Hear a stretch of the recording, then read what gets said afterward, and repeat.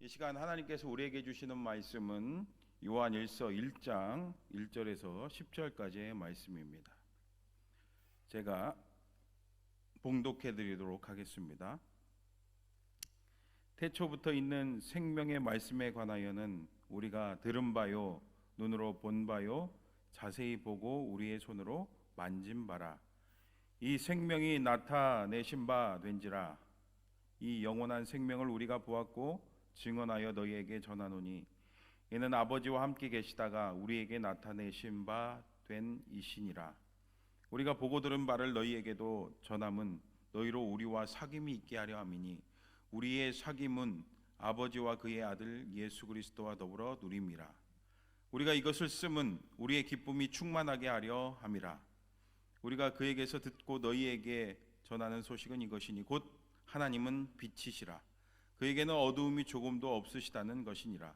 만일 우리가 하나님과 사귐이 있다 하고 어둠에 행하면 거짓말하고 진리를 행하지 아니함이거니와 그가 빛 가운데 계신 것 같이 우리도 빛 가운데 행하면 우리가 서로 사귐이 있고 그 아들 예수의 피가 우리를 모든 죄에서 깨끗하게 하실 것이요 만일 우리가 죄가 없다고 말하면 스스로 속이고 또 진리가 우리 속에 있지 아니할 것이요 만일 우리가 우리 죄를 자백하면 그는 미쁘시고 의로우사 우리 죄를 사하시며 우리를 모든 불의에서 깨끗하게 하실 것이요 만일 우리가 범죄하지 아니하였다 하면 하나님을 거짓말하는 이로 만드는 것이니 또한 그의 말씀이 우리 속에 있지 아니하니라. 아멘. 네, 할렐루야. 네, 오후 예배 이렇게 영상으로 드리는 여러분들 가운데 하나님의 크신 은혜가 가득 넘치기를 축복합니다. 오늘은 십자가 복음의 능력이라는 제목으로 말씀 나누도록 하겠습니다. 제가 초등학교 2학년 때 중간고사를 봤습니다. 성적이 나왔는데 전교 1등을 했습니다. 물론 제가 시골 초등학교를 나와서 반은 하나고 전체 인원이 한 30명 정도밖에 되지 않았지만요. 그래도 난생 처음 1등을 했기 때문에 너무나도 기뻤습니다. 그래서 이 기쁜 소식을 저희 부모님께 빨리 알려드리고 싶었습니다. 뭐 지금이야 휴대폰으로 전화할 수도 있고 카톡으로 뭐 할 수도 있고 문자를 할 수도 있겠지만 그 당시에는 뭐가 있겠습니까? 아무것도 없었어요. 그래서 학교가 끝나기를 기다렸습니다. 학교를 마치자마자 불이 나게 아주 열심을 다해서 냅다 집을 향해 뛰기 시작했습니다. 뛰는데 막 숨이 차서 막 심장이 막 터질 것 같은 그런 느낌도 받았지만 그것을 꼭 참고 막 뛰었습니다. 집에 도착하니 어머니가 밖에서 일하고 들어오시더라고요. 제가 기쁜 소식을 알려드렸습니다. 그랬더니 저희 어머니가 기뻐하시면서 저에게 과자 사 먹으라고 용돈 500원을 주셨습니다. 너무나도 기쁨이 배가 됐습니다. 흙에 묻은 그 500원짜리 그 동전이 아직도 제 뇌리에 잊혀지지를 않습니다. 아주 어제와 같이 생생합니다. 여러분, 이처럼 우리가 무엇인가 기쁜 소식이 있다면은 그것을 어떻게 하고 그것을 어떻게 하겠습니까? 그냥 참으시겠습니까? 아니지요. 너무너무 그것을 말하고 싶을 겁니다. 오늘 사도 요한도 바로 그랬습니다. 그에게는 너무나도 기쁜 소식이 있었습니다. 여러분, 그 기쁜 소식이 뭔지 아십니까? 오늘 1절을 보세요. 태초부터 있는 생명의 말씀에 관하여는 우리가 들은 바요 눈으로 본 바요 자세히 보고 우리의 손으로 만진 바라. 아멘. 여러분, 이게 무슨 뜻입니까? 어떻게 말씀을 들을 수는 있겠지만 그것을 자세히 보고 손으로 만질 수가 있겠습니까? 여러분, 여기서 태초부터 있는 생명의 말씀은 바로 누구요? 예수님을 말씀하는 거죠. 사도 요한은 예수님의 제자 중에서 예수님과 가장 가까이 있던 수제자였습니다. 요한은 가장 먼저 예수님을 따른 제자였고, 그렇죠? 최후의 마지막 만찬에 예수님의 품에 기대어 있던 사람이고, 예수님이 재판받은 그 자리에 갔던 그 사람입니다. 이뿐입니까? 십자가의 현장까지 함께 가셔서 예수님께서 요한에게 예수님의 어머니 마리아를 부탁하지 했습니다. 그리고 베드로보다 앞서 빈 무덤으로 달려갔으며 부활하신 예수님을 직접 눈으로 보고 직접 예수님을 만난 사람입니다. 그러므로 오늘 이렇게 요한은 이분이 바로 태초부터 생명의 말씀인 것을 귀로 듣고 눈으로 보고 손으로 만져보았다고 이렇게 고백을 하고 있는 거예요. 그래서 요한은 그 예수님의 십자가의 복음을 직접 온몸으로 생생하게 체험했습니다. 그뿐 아니라 그 놀라운 십자가의 복음의 능력을 경험했습니다. 그래서 그는 그 기쁜 소식을 전하고 싶어서 오늘 말씀을 기록한 거예요. 여러분 2절 말씀 보세요. 이 생명이 나타내신 바 된지라. 이 영원한 생명을 우리가 보았고 증언하여 너희에게 전하노니 이는 아버지와 함께 계시다가 우리에게 나타내신 바 된 이시니라. 아멘. 그렇다면 예수님의 십자가의 복음의 능력은 구체적으로 무엇일까요? 오늘 본문 말씀을 통해서 우리 같이 한번 살펴보도록 하겠습니다. 첫 번째로 예수님의 십자가의 복음은 도저히 하나님과 화목할 수 없었던 그 죄인이 하나님과 화목하게 되고 하나님과 교제할 수 있게 만들어 줍니다. 오늘 말씀 3절을 보세요. 우리가 보고 들은 바를 너희에게도 전함은 너희로 우리와 사귐이 있게 하려 함이니 우리의 사귐은 아버지와 그의 아들 예수 그리스도와 더불어 누림이라. 아멘. 할렐루야.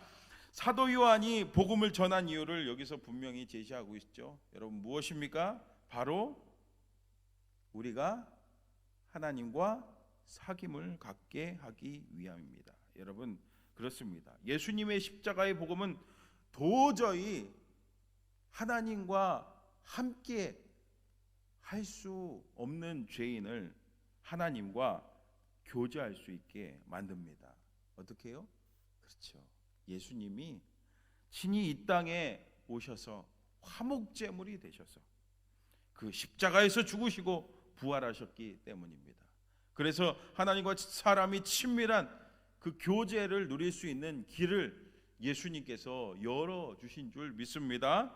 예수님께서도 말씀하셨잖아요. 요한복음 14장 6절에 예수께서 이르시되 내가 곧 길이요 진리요 생명이니 나로 말미암지 않고는 아버지께로 올 자가 없느니라. 아멘. 할렐루야. 그래서 이 하나님과의 사귐은 세상의 어떤 인간적인 그런 사귐보다도 너무나도 중요한 겁니다.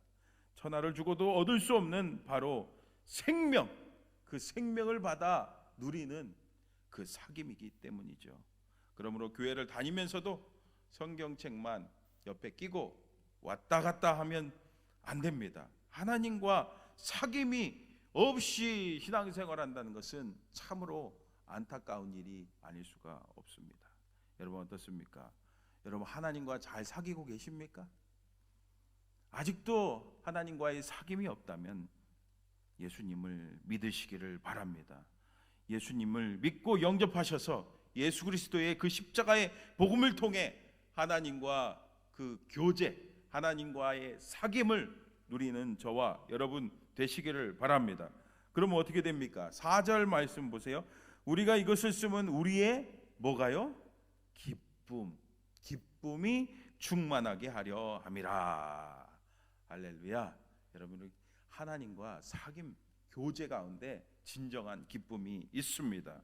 그런데 여러분 우리가 이렇게 하나님과 교제하면서 살면 우리가 어떤 삶을 살아야 될까요? 5절 말씀 보세요. 5절입니다. 우리가 그에게서 듣고 너희에게 전하는 소식은 이것이니 곧 하나님은 빛이시라. 그에게는 어둠이 조금도 없으시다는 것이니라. 아멘. 요한은요 하나님께서는 뭐라고요? 빛이시다라고 선포합니다. 따라서 하나님과 교제하는 자, 하나님과 사귐이 있는 자는 빛이신 하나님께 속해 있기 때문에 어둠이 있으면 될까요? 안 될까요? 깜깜한 밤에, 깜깜한 방에 전기불 스위치를 딱 키면 어떻게 됩니까? 그 어둠이 싹 한순간에 싹 물러가고 환해지죠. 마찬가지라는 거예요. 어둠, 빛이 있으면은 이 어두움은 있을 수가 없습니다. 6절도 보세요. 만일 우리가 하나님과 사귐이 있다 하고 어둠에 행하면 거짓말을 하고 진리를 행하지 아니함이거니와. 아멘. 그렇죠. 빛이신 하나님과 사귐이 있으면서 여전히 어둠 가운데 행하고 어둠 가운데 거짓을 행하고 진리를 행하지 않는다는 것은, 그것은 있을 수 없다는 거죠. 달리 말하면은 우리 그리스도인은요, 거룩한 삶을 살아야 될 줄 믿습니다. 그렇다면은 이것은 우리의 힘으로 됩니까? 우리의 능력으로 됩니까? 안 됩니다. 어떻게 그것이 가능합니까? 그렇습니다. 죄 없으신 예수님께서 우리가 흘러야 할 그 죽음의 피를 대신 우리 대신에 흘려주셨기 때문에 가능합니다. 그분은 우리가 받아야 할 그 모든 진노의 형벌을 대신 짊어지셨습니다. 오늘 7절 가르쳐주고 있잖아요. 7절 보세요. 그가 빛 가운데 계신 것 같이 우리도 빛 가운데 행하면 우리가 서로 사귐이 있고 그 아들 예수의 피가 우리를 모든 죄에서 깨끗하게 하실 것이요. 여러분, 그렇습니다. 우리는 예수 그리스도의 보혈의 은혜로 말미암아 죄 사함 받았습니다. 깨끗하게 된 줄 믿습니다. 그래서 둘째로 예수님의 십자가의 복음은요, 이렇게 우리를 거룩으로 인도합니다. 거룩한 삶으로 인도합니다. 빛 가운데로 인도합니다.